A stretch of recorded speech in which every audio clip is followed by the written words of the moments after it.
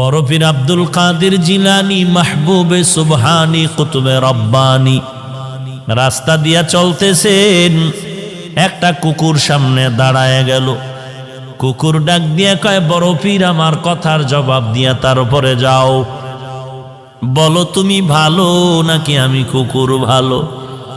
বড় পীর চিন্তায় পড়ে গেলেন, যদি বলি কুকুর তুই ভালো আমি খারাপ, আল্লাহর কোরআনের আয়াতের উল্টা হবে, কারণ বনি আদম হলো শ্রেষ্ঠ।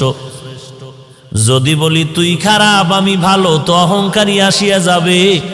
আর যদি বলি আমি খারাপ তুই ভালো, তো কোরআনের আয়াতের উল্টা হয়ে যাবে। এখন আমি খারাপও বলতে পারি না, ভালো বলতে পারি না। ভালো বললে আমি নিজে ভালো বললে অহংকারী হবে, আমি নিজে খারাপ বললে তুই কুকুর ভালো বললে কোরআনের আয়াতের উল্টা হবে। আল্লাহর ওলি বান্দা মোরাকাবায় ঢুকলেন, আল্লাহ জবাব দিয়া দিলেন। এই জবাব পাইয়া ডাক দিয়া কয়, কুকুর কবরে যাওয়ার আগে আমি তোকে বলতে পারবো না আমি ভালো নাকি আমি খারাপ, কারণ আমাকে সবাই বড় পীর বলে ডাক দেয়, কিন্তু মরণের পরে আমার সামনে কিছু যাবে না। আমার 3টা পাতলা কাপড় আমার আসল বিছানা হবে। ওই অন্ধকার কবর 3.5 হাত মাটির ঘর হবে। ওই কবরে যাওয়ার পরে সাথী নাই, বাতি নাই। আল্লাহ পাকের 2 জন ফেরেশতা প্রশ্ন করার জন্য আসবে। আসার পরে 1 নাম্বার প্রশ্ন, রবের পরিচয় দাও। 2 নাম্বার প্রশ্ন হবে তুমি ধর্মের পরিচয় দাও। 3 নাম্বার প্রশ্ন হবে তুমি রহমাতুল লিল আলামিনের পরিচয় দাও। যদি আল্লাহর শুকর জবাব দিতে পারি, তাহলে আমি তখন তোমাকে বলতে পারবো আমি আব্দুল কাদের জিলানী ভালো, তুই কুকুর বড় খারাপ। আর যদি ওই প্রশ্নের জবাব দিতে না পারি, তখন আমার কবর হয়ে যাবে জাহান্নামের আগুন। 1টা নয় 2টা নয়, 70 থেকে 99টা সাপ কবর ভরে যাবে। 2 পার্শ্বের মাটির চাপ।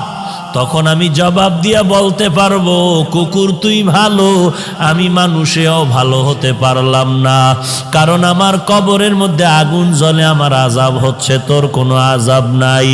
আমি কবরে যাওয়ার আগে তোকে জবাব দিতে। জিলানী ডাক দিয়া কয়, ও দুনিয়ার মানুষ, মরণের আগে কবরে গিয়া নাজাত না পাওয়ার আগ পর্যন্ত নিজেকে ভালো মনে করার উপায় নাই। আমারে মাওলানা না বললে মনে কষ্ট পাই, আমারে আন্তর্জাতিক মুফাসসির না বললে কষ্ট পাই, আমাকে হাজী সাহেব না বললে কষ্ট পাই, আমাকে খতিব সাহেব না বললে বড় কষ্ট পাই। আমি প্রিন্সিপাল, আমি মুফতি সাহেব, আমি মুহাদ্দিস, এটা দাবি করে কত গর্ববোধ করি, কত অহংকার।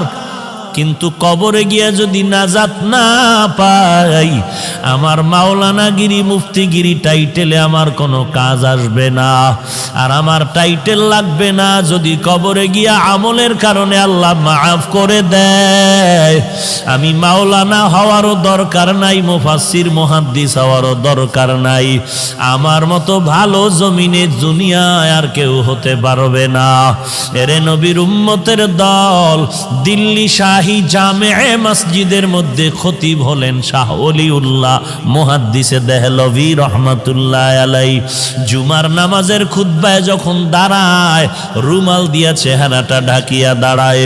একজন দাঁড়ায় বলে, হযরত আপনি চেহারা ঢাকিয়া খুতবা পড়েন, কারণটা কি? আল্লাহর ওলি বলে, বাবা আগামী জুমায় তুমি জবাব নিতে আসবা। আগামী জুমায় যখন আসলো, বলে আমার কাছে দাঁড়াও। আল্লাহর ওলি শাহ ওলিউল্লাহ মুহাদ্দিস তার রুমালটা ওই প্রশ্নকারীর মাথায় দিলেন।